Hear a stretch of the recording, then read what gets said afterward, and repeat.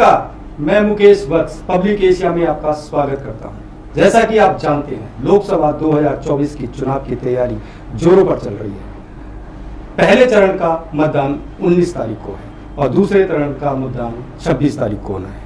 तो 26 तारीख को जिन क्षेत्रों में चुनाव होना है उनमें बुलंदशहर की लोकसभा सीट भी है।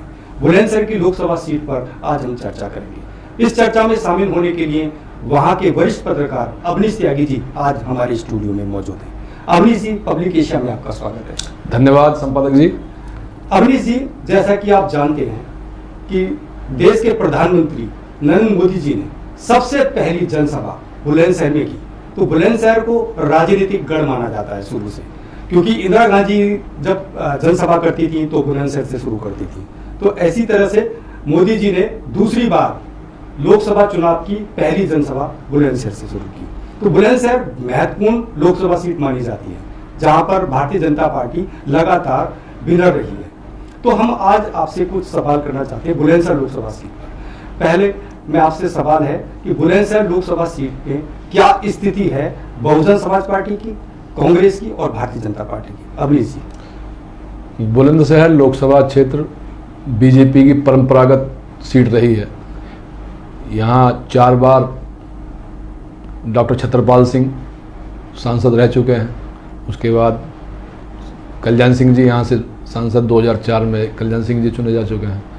और अभी 2014-2019 में यहाँ से वर्तमान सांसद डॉक्टर भोला सिंह बीजेपी से चुनाव लड़ रहे हैं। डॉक्टर भोला सिंह यहाँ क्योंकि पुराना चेहरा है, 2 बार के सांसद हैं, लोगों में आना जाना उनका काफ़ी है, तो लोगों के लिए वो बिल्कुल अपने जैसे हैं। लोग उनके पास लोगों के पास वो जाते हैं, क्षेत्र से जुड़े रहते हैं।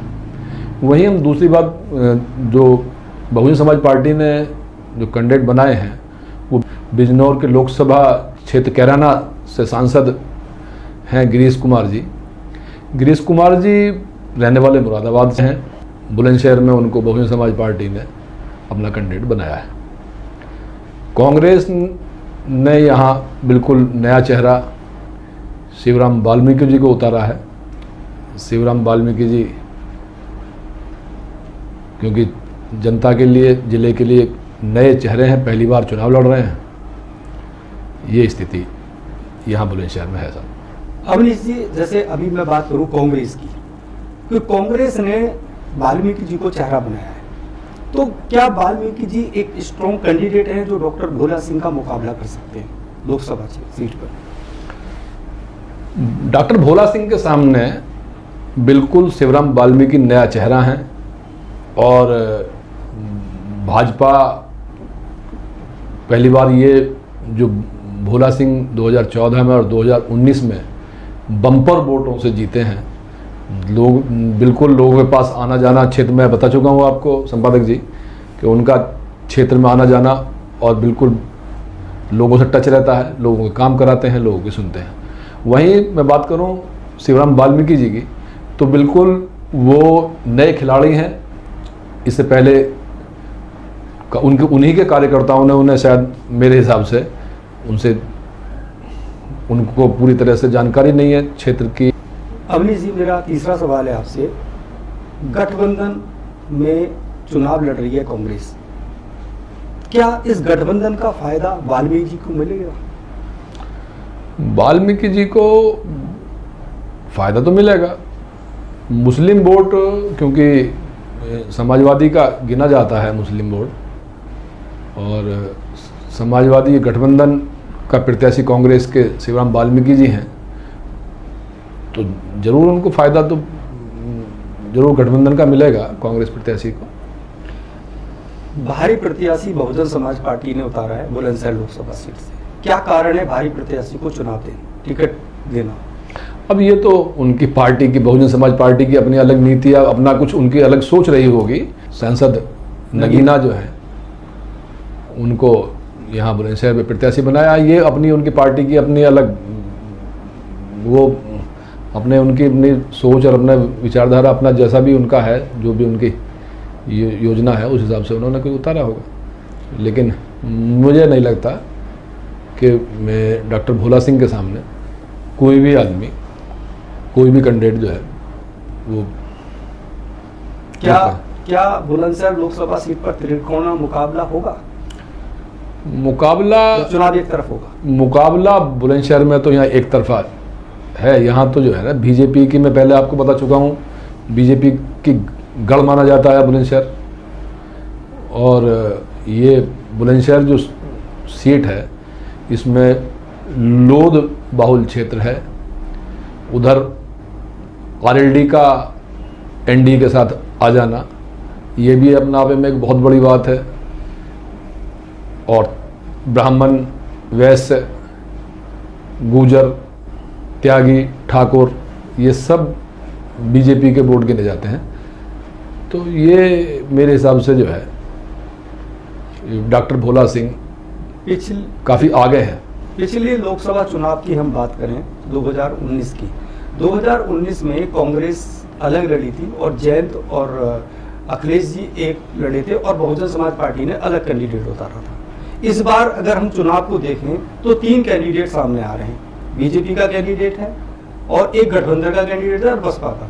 तो जयंत चौधरी का अगर वोट वहां खिसकता है, चला जाता है बीजेपी को, तो कांग्रेस का भी तो वोट गठबंधन में जो समाजवादी का वोट है और कांग्रेस का वोट है वो भी तो एक हो रहा है।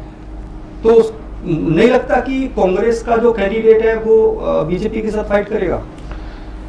संपादक जी देखिए, कांग्रेस का जो परंपरागत वोट है, कांग्रेस के पास परंपरागत वोट है। बाकी ऐसा कोई उसकी जाति का जो उसका वोट हुआ करता था वो सब उसके पास नहीं है। दूसरा मैं बात करूं जो इनके अन्य दल हैं, क्योंकि गठबंधन के प्रत्याशी हैं, तो गठबंधन का इनको मुस्लिम वोट इनके पास रहेगा, आने का है, संभावना हो सकती है। तो ये राहुल गांधी की पदयात्रा का लाभ क्या बुलंदशहर सीट पे मिलेगा?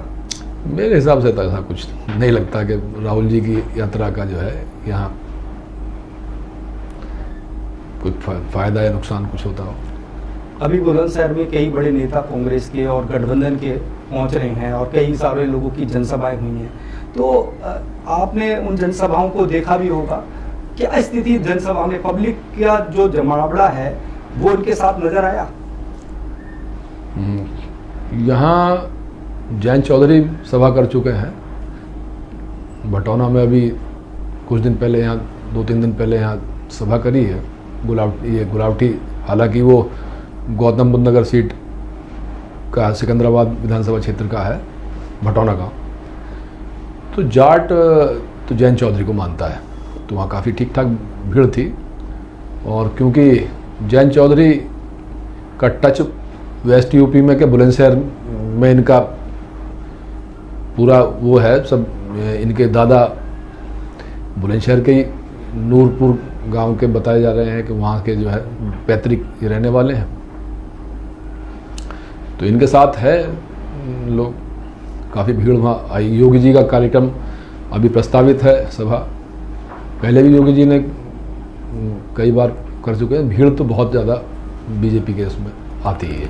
अभी कोई कांग्रेस की कोई बड़ी रैली नहीं हुई है, हालांकि कांग्रेस बहुजन समाज पार्टी की भी कोई बुलंदशहर प्रॉपर में कोई रैली नहीं हुई है। गौतम बुद्ध नगर क्षेत्र का खुर्जा में अभी आकाश आनंद कर चुके हैं, वहाँ भी भीड़ खूब आई थी। तो भीड़ की तो बात ये है कि अभी देखो, अभी चुनाव धीरे धीरे बनेगा। अब क्या पोजीशन है किसी की तो पता चले। एक कड़वा सवाल अमीश जी, जयंत चौधरी के जब भी बात कर रहे थे कि उनके एनडीए में जाने से भारतीय जनता पार्टी मजबूत होगी। जब जयंत चौधरी अखिलेश यादव के साथ थे तो वो जाटों का वोट क्यों नहीं कन्वर्ट करवा रहे? आपने कहा ना जाटों में एक बहुत बड़ा चेहरा है, तो उस समय समाजवादी पार्टी के साथ जब गठबंधन था, आपने बुलंदशहर की बात करें तो बुलंदशहर में जाट बहुल्य क्षेत्र है और उस समय अखिलेश का भी मुस्लिम भी बहुत ज़्यादा है बुलंदशहर में, तो वो वोट को एक जगह कैसे नहीं जोड़ पाए? तब उस समय ये जो वोट है जाटों का क्यों बीजेपी को चला गया? ये बात खुद जयंत चौधरी ने भी भटौना में मंच से कहा था, जो आप बिल्कुल ठीक कह रहे हैं संपादक जी। उन्होंने भी ये कहा था कि कुछ लोग हमारे भाजपा में जाते हैं, कुछ लोग भाजपा में चले गए हैं और मैं भी उन्हीं की वजह से भाजपा को मैंने भी जो है उन्हीं की वजह से मैंने भी एनडीए का वो बना है। तो हो सकता है कि ये जो है जाट, बिल्कुल आप सही कर रहे हैं कि पहले भी भाजपा की तरफ रुझान रहा है जाटों का, लेकिन अब सोने पे सुहागा वाली बात जो है वो हो गई है भाजपा के लिए और उन कार्यकर्ताओं के लिए, उन जाटों के लिए, कि उनका मन और मूड भाजपा की तरफ था, तो उधर जो है ये जयंत चौधरी ने और सोने पे सुहागा कर दिया कि वो एनडीए में शामिल हो गए।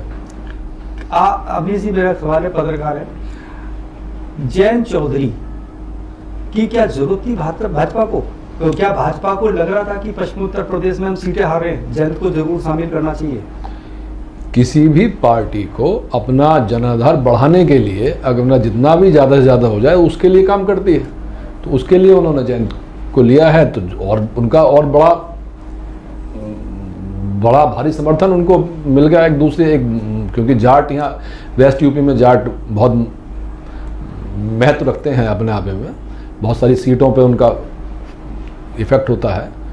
तो इस हिसाब से बीजेपी को जरूरत तो थी, तो उसका और उनको बेनिफिट मिलेगा। अवनीश जी, आप हमारे स्टूडियो में आए, आपका बहुत बहुत धन्यवाद। इस तरह की चर्चाएं हम फिर करते रहेंगे। नमस्कार।